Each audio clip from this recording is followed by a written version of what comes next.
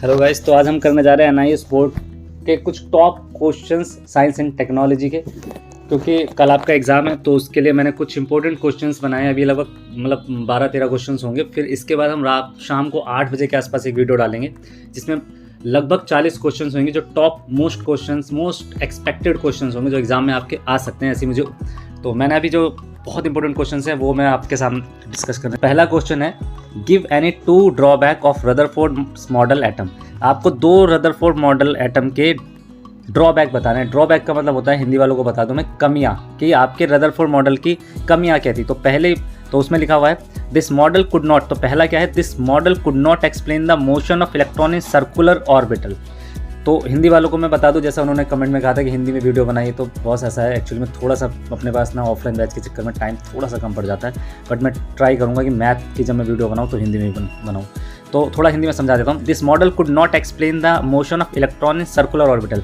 वो कहता है कि जब एक सर्कुलर ऑर्बिटल होता है, जैसे ये सर्कुलर ऑर्बिटल है, ठीक है ना, कह रहे this model could not explain the motion of electron. Electron की मोशन को, जो इलेक्ट्रॉन ऐसे इसमें घूमता रहता है ना, इसकी मोशन को वो बता नहीं पा रहा था, ठीक है। तो पहला तो इसका जो ड्रॉबैक था वो ये था, उसकी कमी पहली ये थी। दूसरा क्या, एक charge particle would release energy and gain energy. उसने दूसरा बोला था एक चार्ज पार्टिकल क्या करता है, एनर्जी को रिलीज करता है और गेन करता है, ठीक है ना। तो इसके 2 ये ड्रॉबैक थे जिसको हम कमियां बोलते हैं हिंदी में। सेकंड क्वेश्चन है state the postulate of Bohr's model energy. आपको स्टेट बतानी है पोस्टुलेट बोर्स मॉडल की, तो उसका क्या, ईच ऑर्बिटल और शेल हैज फिक्स्ड एनर्जी। तो बोर मॉडल की जो स्टेट था पोस्टुलेट, उसका बोर मॉडल का पोस्टुलेट क्या था, वो कहता था ईच ऑर्बिट और शेल हैज फिक्स एनर्जी। कहता है जैसे ये ऑर्बिट है, ठीक है, ऑर्बिटल का मतलब एक गोला, मतलब सर्कल समझ लीजिए आप।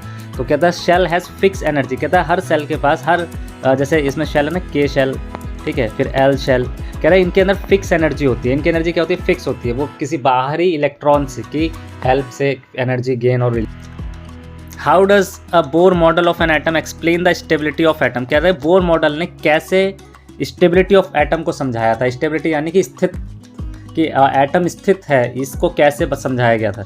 तो इसका आंसर है bore explain the stability of atom by proposing the electron revolve around the nucleus in the definite circular path have fix energy. मतलब उसने कहा कि जैसे सर्कल है, ठीक है ना, इसके अंदर उसने कहा कि जैसे यहाँ लिखा है stability of an atom by proposing electron revolve around. Electron revolve यानी कि इलेक्ट्रॉन रिवॉल्व करता रहता है, ऐसा घूमता रहता है, ठीक है, रिवॉल्व माने घूमना, ठीक है। हैव फिक्स एनर्जी के साथ में, फिक्स एनर्जी का मतलब है कि कुछ भी फिक्स एनर्जी हो सकती है, सपोज 1 2 3 4 ऐसे करके कोई फिक्स एनर्जी के साथ में रिवॉल्व करता रहता है। And while moving in the same orbit they don't loss और गेन एनर्जी। कहता है कि वाइल मूविंग, ना तो ये जब इसके अंदर ये घूम रहा होता है, ठीक है, इस ऑर्बिट के अंदर इलेक्ट्रॉन घूम रहा है, तो ना तो ये एनर्जी को लूज करता है और ना ही ये गेन करता है। नेक्स्ट क्वेश्चन है fill in the blanks. The force of attraction between nucleus and valence electron in a period from left to right. कहता है जो फोर्स ऑफ अट्रैक्शन होती है न्यूक्लियस के अंदर, between nucleus and valence electron, nucleus और valence electron के अंदर जो फोर्स ऑफ अट्रैक्शन होता है वो इंक्रीज होता है, डिक्रीज क्या होता है, तो इसमें हम बोलेंगे इंक्रीज होता है। मैं इंक्रीज का साइन ऐसे बना रहा हूँ, वैसे यहाँ आंसर लिखा हुआ है इंक्रीज, ठीक है।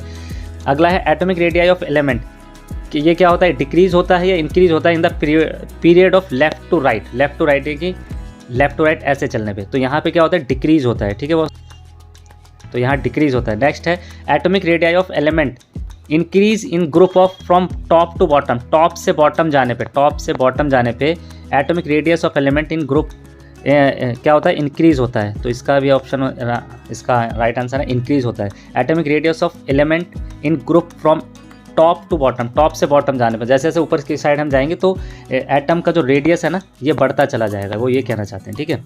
लास्ट है metallic character increase from the top of bottom, मतलब टॉप से जब बॉटम पे आएंगे, अब नीचे आएंगे, ठीक है ना, तो इंक्रीज करेगा क्या, मेटेलिक कैरेक्टर ऑफ एलिमेंट, ठीक है। तो इसका क्या करेगा, इसमें भी इंक्रीज आ जाएगा, ठीक है ना।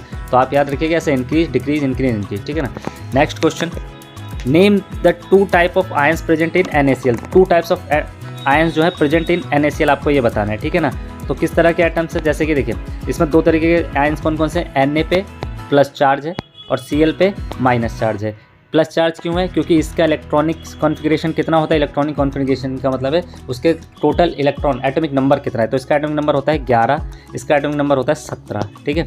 तो 11 कैसे भरे जाते हैं, K के अंदर 2, L के अंदर आप 8 भर सकते हैं, तो 2 और 8 10, तो कितने बचे 1। तो इसके लिए एक इस पे होता है, इसलिए प्लस चार्ज होता है। इसके अंदर कैसे भरेंगे, 2, 8, 7, तो इस पर एक माइनस, तो इसे एक ज़रूरत है इसलिए माइनस, यहाँ प्लस, तो ये प्लस चार्ज Na के ऊपर और माइनस चार्ज Cl के ऊपर।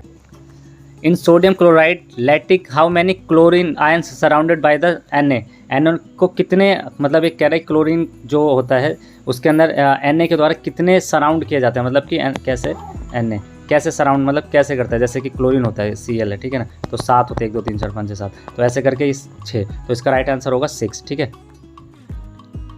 अगला है why NaCl is bad conductor of electricity in solid state. कहता है कि NaCl जो है, ये क्वेश्चन मैंने कल भी डिस्कस किया था, NaCl is bad conductor of electricity, bad conductor solid state में, लेकिन कह रहा है सॉलिड स्टेट में, यहाँ पे याद रखिएगा सॉलिड का मतलब है ठोस, ठीक है ना, ठोस के उसमें। तो due to the absence of free Na plus Cl, क्या फ्री Na जो सोडियम के ऊपर जो फ्री क्या होते हैं आयंस जो होते हैं वो Na फ्री होते हैं, इस वजह से ये बैड कंडक्टर ऑफ इलेक्ट्रिसिटी होता है। बैड कंडक्टर यानी कि उष्मा का कुचालक बोलते हैं जिससे हिंदी में, ठीक है ना। How does water help in dissociation of the acid and base, the heat release in dissociation. अब जैसे क्वेश्चन है कि the how does water help in dissociation of acid and base, the heat release in dissolution process help in the dissociation process by overcoming the force that hold the hydrogen atom or hydroxyl group in molecule of acid or base or breaking the chemical bond holding them। तो question में पूछा गया how does water, मतलब पानी कैसे dissociate करता है acid और बेस को। एसिड क्या होते हैं H+ आयन होते हैं और बेस क्या होते हैं OH-, ठीक है ना। तो कह रहे कैसे ये डिसोशिएट करता है वाटर को, तो क्या लिखा है हीट रिलीज डिसोसिएशन। जब डिसोसिएशन होता है, जब मान लीजिए यहाँ पानी है इसके अंदर, उसके अंदर मैंने कोई एसिड डाला, तो हीट क्या पहले रिलीज क्या होगी, हीट रिलीज होगी, ठीक है ना। हीट रिलीज होने से क्या होगा, overcoming the force hold to hydrogen, कौन सी हाइड्रोजन को जो होल्ड करके रखा था जिस फोर्स ने, उसको क्या करेगा, वो ब्रेक करेगा ना, हाइड्रोक्साइल ग्रुप बनाएगा। Then molecule of the acid और बेस ब्रेकिंग, और उसके बाद क्या होगा, ये ब्रेक डाउन हो जाएगा, ये इसके अंदर जाकर के ब्रेक डाउन हो जाता है, ये अलग हो जाता है। जैसे HCl है, जैसे एसिड होता है ना HCl, तो हाइड्रोक्लोरिक एसिड अलग हो जाता है। अगला है presence of water weaken the electrostatic. अब वाटर के अंदर क्या इलेक्ट्रोस्टैटिक फोर्स क्या होती है, weaken and anion and cation के अंदर, ठीक है ना, ये रहा इसका आंसर। अगला है identify acid radical and basic radical in CSO4, ठीक है ना। आपको आइडेंटिफाई करना है एसिड और बेस, तो क्या है एसिड क्या है SO4 2, जैसे SO4 2, ये क्या है एसिड, और बेस क्या है, बेस है आपका Ca2+, ठीक है, ये बेस है। Next question, right one example और मोस्ट, ये क्वेश्चन थोड़ा सा ज़्यादा इंपॉर्टेंट है तो उस पर ध्यान दीजिएगा। Right one example of each, कहता है metal which is so soft that, ठीक है ना, it can be cut with knife and non metal which is the hardest substance. कह रहा है एक ऐसा मेटल बताइए, एक ऐसी धातु बताइए जिसको आप चाकू से काट सकते हैं, ठीक है, तो उसका राइट आंसर होगा सोडियम, ठीक है ना। सोडियम को आप चाकू से काट सकते हैं, ठीक है भाई। अगला है और एक नॉन मेटल बताना है जो सबसे हार्डेस्ट सब्सटेंस होता है, ठीक है ना, विच, तो जैसे लिखा नॉन मेटल, नॉन मेटल को क्या बोलते हैं, अधातु। अधातु क्या हार्डेस्ट यानी सख्त सब होना चाहिए, तो उसका ऑप्शन क्या है कार्बन, ठीक है, डायमंड, ठीक है ना, मतलब कार्बन का ही एक रूप होता है डायमंड, जिसमें कार्बन ग्रेफाइट, ठीक है, कार्बन वाले चैप्टर में हमने पढ़ा था ना, उसमें है ये। अगला क्वेश्चन है a metal and non metal which exist as a liquid at room temperature, तो मरकरी इसका राइट आंसर होगा, ठीक है ना। A metal and a non metal, तो मेटल क्या है, मरकरी क्या है, मेटल है जो रूम टेम्परेचर पे लिक्विड होता है। मरकरी होता क्या है, जो हमारा जो थर्मामीटर होता है ना, जिससे हम अपना बुखार नापते हैं, तो उसमें ही जो वाइट कलर का होता है उसी को मरकरी कहा जाता है। अगला है ब्रोमीन विथ नॉन मेटल, तो नॉन मेटल क्या है, bromine is a non metal, तो ब्रोमीन एक नॉन मेटल है, ठीक है ना, रूम टेम्परेचर पे ब्रोमाइन बोलते हैं, सॉरी माफ कीजिएगा। अगला है व्हाट इज गैल्वेनाइजेशन, तो गैल्वेनाइजेशन क्या है, galvanisation is a process. Galvanisation को देखिए, गैल्वेनाइजेशन क्या होता है कि जब मैं वैसे आपको हिंदी में थोड़ा समझाता हूँ फिर मैं इसको पढ़ता हूँ। गैल्वेनाइजेशन क्या होता है, जैसे किसी मेटल के ऊपर, किसी धातु के ऊपर किसी दूसरी धातु की लेयर चढ़ा दी जाए, परत चढ़ा दी जाए, ताकि उसको नुकसान से बचाया जाए, कि जो ऑक्सीजन के कांटेक्ट में आके, जैसे लोहा है, लोहे के ऊपर क्रोमियम की परत चढ़ा दी जाती है, जो हमारी साइकिल वगैरह बनती है ना, जो शाइन करती है, तो क्या है क्रोमियम की परत चढ़ा दी जाती है, जिससे क्या होता है कि ये ऑक्सीजन के कांटेक्ट में आने से, अब लोहा क्या है बहुत जल्दी से ऑक्सीजन के कांटेक्ट में आने से पता ही आपको कोरिजन होता है, यानी संक्षारण होने लगता है, जंग लग जाती है, तो ऐसे में उस पर क्रोमियम चढ़ाया जाता है, तो इसी को गैल्वेनाइजेशन कहा जाता है। और अलग अलग धातु पे, अलग अलग मेटल पे अलग अलग तरीके की चढ़ाई जाती है। जैसे कॉपर पे होता है या निकल पे होता है, निकल की चढ़ा दी जाती है, कॉपर है, आयरन है, ठीक है। तो इसमें देखिए आगे अब आंसर देख पढ़ते हैं।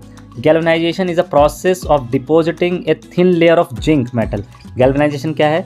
Depositing a thin layer of zinc metal और ऑन आयरन ऑब्जेक्ट। कह रहे कि डिपॉजिट कर देना जिंक मेटल आयरन ऑब्जेक्ट के ऊपर, आयरन के ऊपर जिंक की लेयर चढ़ा देना। This is done to prevent rusting. क्यों की जाती है?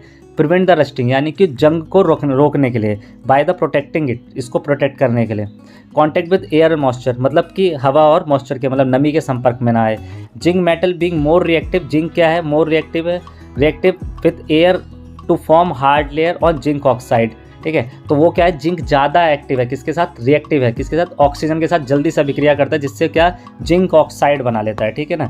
जिंक ऑक्साइड बना लेने से क्या होता है? इससे फिर लोहे के ऊपर वो अब उस पर लेयर चढ़ गई मान लीजिए लोहे के ऊपर, तो फिर क्या होगा? अगर कोई भी संक्षारण वगैरह हो तो पहले जिंक को होगा नुकसान, तो लोहे को नहीं हुआ। तो यही इसका राइट आंसर है। तो ये हमने क्वेश्चंस खत्म कर दिए जो मुझे बहुत इंपॉर्टेंट क्वेश्चंस लगे थे, मैंने थोड़ा टाइम निकाल के जो कर दिए। बट मैं रात को 8 बजे के आसपास वीडियो फिर से अपलोड करूँगा, जिसके अंदर मैं लगभग 40 क्वेश्चंस लाऊंगा। और मुझे मैं चाहता हूँ लगभग उसमें से 20 क्वेश्चंस तो आपके एग्ज़ाम में वही पढ़ेंगे जो मैं आपसे डिस्कस करूँगा, ठीक है।